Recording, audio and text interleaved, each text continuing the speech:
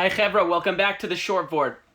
Everyone's been asking me about when I'm going to talk about hearing what happened on my trip, the mission that I went on with 18 incredible rabbis with the help of the UJA to Poland and to the Poland-Ukrainian border and visiting with refugees and so on. And I will, over the next couple of weeks, we will hear it, not necessarily this Shabbos, but we will hear over the next couple of weeks. And I wanted to give you something that speaks to it based on this week's Parsha and show you a little clip of something that we saw. So Parashat Sav is a Parsha of Korbanot, of sacrifices, of the Korban Mincha, offerings that we bring. But it speaks about, obviously, this sort of sacrificial life, the Mizbeach, the Mishkan, ultimately that was in the Beit HaMikdash, in the temple. And we have this injunction for an eternal flame. The Eish Hamizbeach tukad bo. The fire on the altar should always be there, right? And it should be an Eish Tamid. It should be an eternal fire.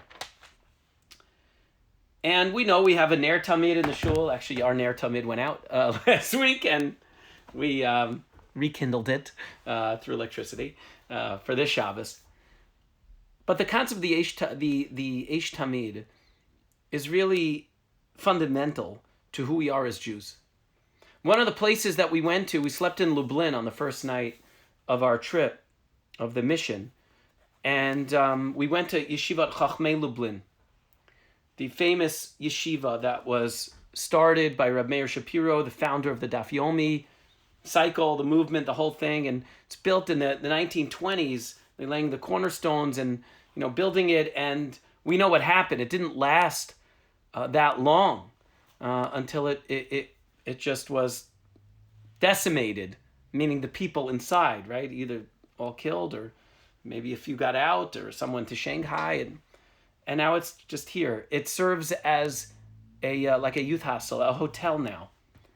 And kids go and they stay there when they go to visit Poland. But now it actually serves as a refugee center.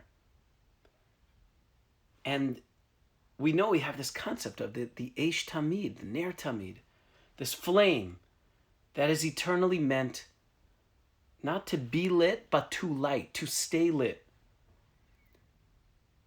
And when you cross over the border, the volunteers told us, you go from, Poland into Ukraine and, again, these women and children that have nothing, clothes on their backs, have nothing. And they go over the border, they say, where do we go? And the answer is, go to the yeshiva. Go to the yeshiva. Not just Jews. Yes, they go to the yeshiva.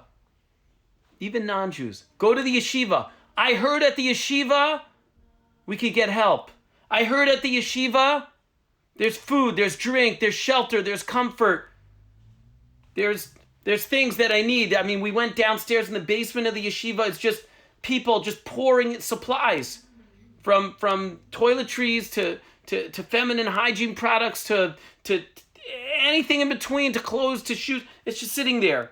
And when you think Poland, you think, the clothes and the shoes of Nebuch, of people who were taken and then gassed. And now it's for life.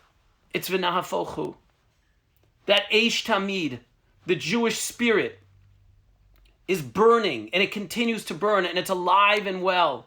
And there may not be people learning in that yeshiva, but there are people who are learning what it is to live a Jewish life, to associate yourself with the Jewish people in that yeshiva. And its lessons, its timeless lessons, continue to burn brightly, even now. Have a great Shabbos.